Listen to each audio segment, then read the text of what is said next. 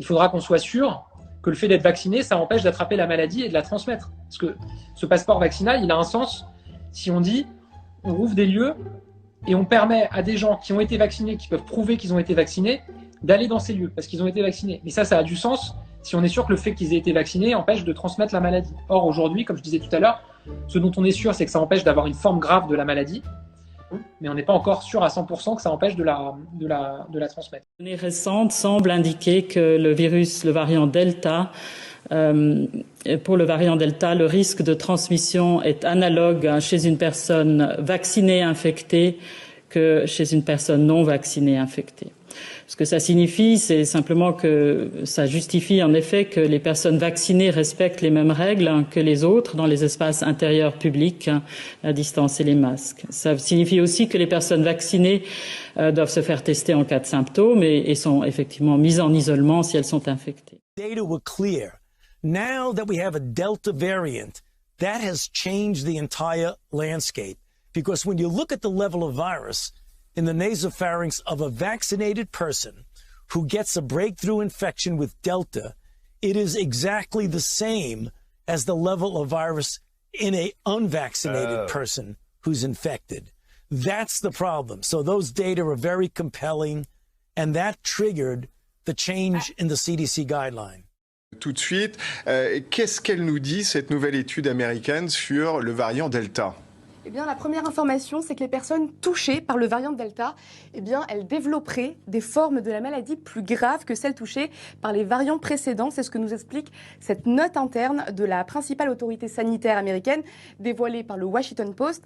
Mais ce n'est pas tout. La vaccination ne protégerait pas contre la transmission du variant. Le document se base sur de nombreuses études scientifiques récentes et notamment sur une analyse faite dans l'État du Massachusetts où près de 900 cas de Covid-19 ont été dépistés après la fête nationale alors même que les 3/4 des participants étaient vaccinés. Le document nous apprend aussi que les personnes vaccinées et infectées par le variant Delta sont autant contagieuses que les personnes non vaccinées. Les vaccinés peuvent transmettre le virus.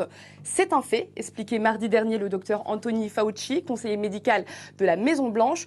Une information confirmée par cette étude qui nous apprend aussi que les personnes vaccinées et infectées par le variant Delta ont une charge virale comparable à celle des non-vaccinés. On trouve dans la cavité nasale des personnes vaccinées et infectées une quantité de virus à peu près similaire à la quantité de virus chez les non-vaccinés, explique le CDC.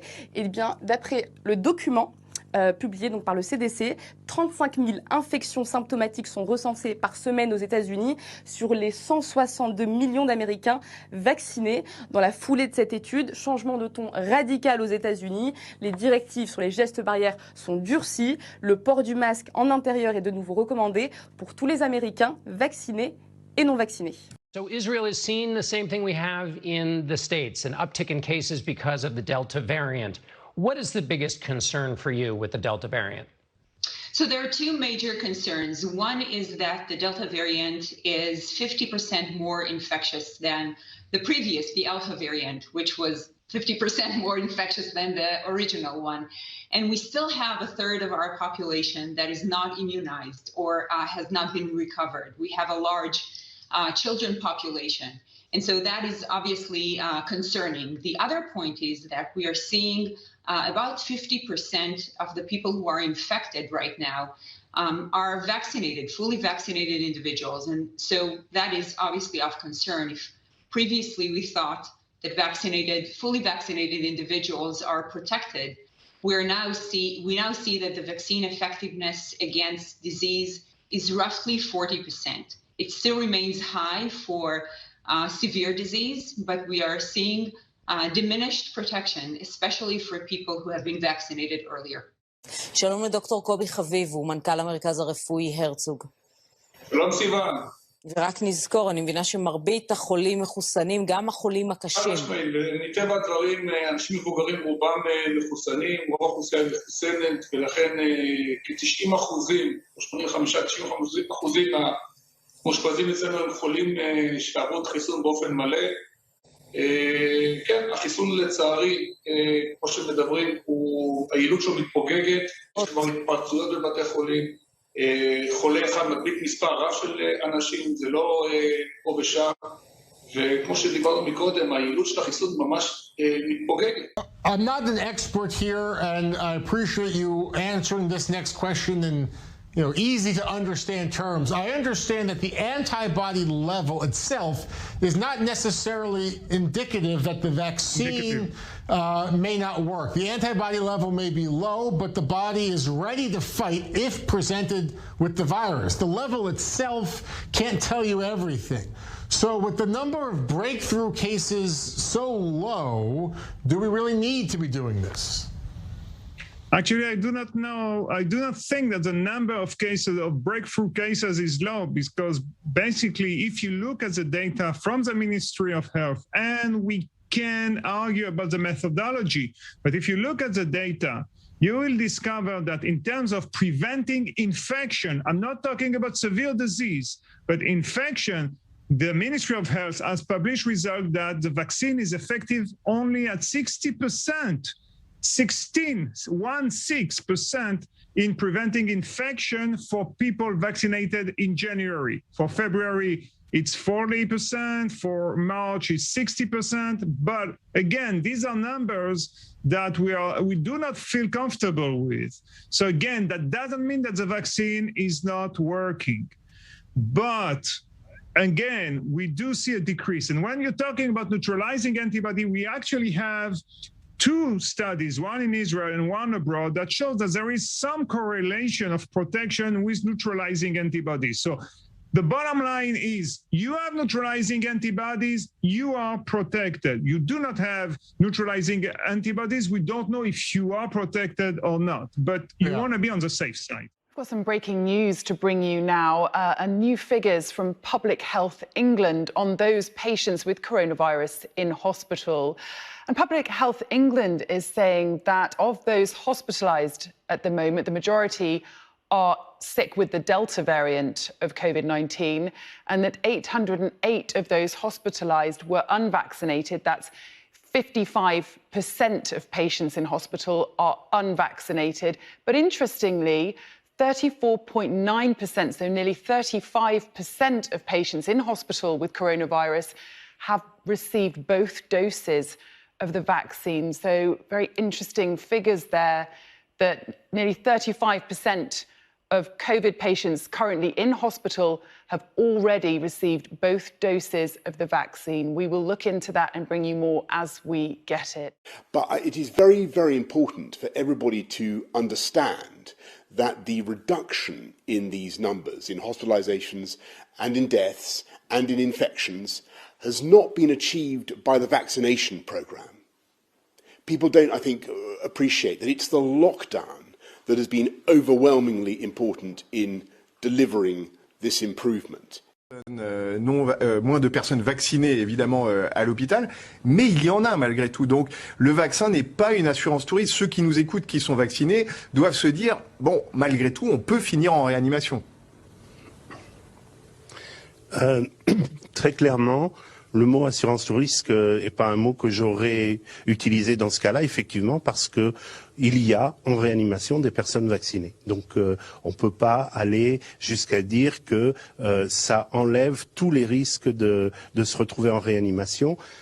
Ça les diminue probablement d'un facteur 10 ou quelque chose autour de ça, parce que je vous répète qu'il faudrait ajuster sur l'âge pour avoir la vraie diminution du risque, mais ça n'annihile pas complètement le risque de se retrouver malade, de se retrouver hospitalisé ou même de se retrouver en réanimation. Ce dont on est sûr, c'est que ça empêche d'avoir une forme grave de la maladie. Quel est le profil? Je ne peux pas, moi, retenir ce terme d'assurance tout risque. Der Freiheitsbegriff ist ein anderer als Ihrer. Sie sagen zwar, Sie sind für die Wahlfreiheit der Bürgerinnen und Bürger, akzeptieren aber nicht das Nein der Hälfte der Bürgerinnen und Bürger. Und recht durchschaubar drohen Sie bereits indirekt mit dem Herbstlockdown. Ja, es wird dann möglicherweise zu einem Herbstlockdown kommen. Ich will ihn ja nicht, aber die Nicht-Geimpften sind schuld. Das wird ja jetzt schon aufgebaut. Sie sind ja da ein profunder Vertreter. Das ist die Freiheit, die Sie meinen, die aber mit meiner Freiheit nichts zu tun hat. Der Geimpfte braucht sich vor dem Nicht-Geimpften nicht fürchten. Und jetzt sage ich Ihnen zu mir persönlich etwas. Ich habe eine Vorleistung gebracht. Ich habe mich impfen lassen. Okay? Ich habe das jetzt dreimal in dem Studio, 3 Wochen lang, habe ich das jetzt in dem Studio auf und ab mal anhören können. Ich habe eine Vorleistung gebracht. Aber wissen Sie was? Offenbar war es ein Fehler. Denn mir wurde erklärt, die Impfung schützt, dass ich andere nicht infiziere. Und wir kommen immer mehr drauf, der Geimpfte infiziert andere. Es sagte Kurz Merkel, auch sie als oberster Vertreter der Impfer in Österreich, der Zeckenimpfer und Corona-Impfer, wenn ich geimpft bin, habe ich keinen schweren Verlauf. Und wir kommen immer mehr drauf, immer mehr Geimpfte haben einen schweren Verlauf. Sie und alle anderen sagten zu mir und wiegten uns in Sicherheit, wenn ich geimpft bin, komme ich nicht ins Spital. Und wir sehen, immer mehr Geimpfte sind im Spital. Wenn ich mir die heutigen Zahlen von Israel anschaue, dann sind 61% der Tagesinfizierten doppelt geimpft. Mir wurde gesagt, wenn ich 2 Impfungen bekomme, bin ich voll immunisiert. Und jetzt komme ich drauf, ich kann krank werden, ich kann schwer krank werden, ich kann den Virus weitergeben, ich kann intubiert werden und ich kann sterben. Also ich komme offenbar drauf, dass wenn ich Bachblüten oder Globuli homöopathische genommen hätte, besser geschützt bin als mit ihrem sogenannten Gamechanger. Und jetzt komme ich zu dem, was ich vor 18 Monaten gesagt habe, was bis heute nicht eingetreten ist. Fahren wir das Gesundheitssystem hoch, bereiten wir uns auf solche Pandemien vor, es wird nicht die letzte sein, und forschen wir nach Medikamenten mit dem gleichen Geld, was wir Pfizer und Co., die die Preise gerade in die Höhe treiben, in den Rachen werfen, für eine Impfung, die offenbar nicht das verspricht, was uns Kurz. L'Islande s'interroge sur sa stratégie d'immunité collective. Le vaccin n'empêche pas la progression du variant Delta. Les autorités sanitaires islandaises envisagent de renoncer à la stratégie de vaccination générale. Covid-19, l'Islande s'interroge sur sa stratégie d'immunité collective. L'Islande fait partie, avec Malte et Israël, des pays du monde à plus forte proportion de la population vaccinée. Si le vaccin permet d'éviter les cas graves, il n'empêche pas la progression du variant Delta. Les autorités sanitaires islandaises envisagent de renoncer à la stratégie de vaccination générale et Israël prépare un reconfinement. L'Islande constate l'impasse du « tout vaccin » et opte pour l'immunité naturelle. L'Islande a l'un des taux parmi les plus élevés du monde. 93% des plus de 16 ans y sont entièrement vaccinés.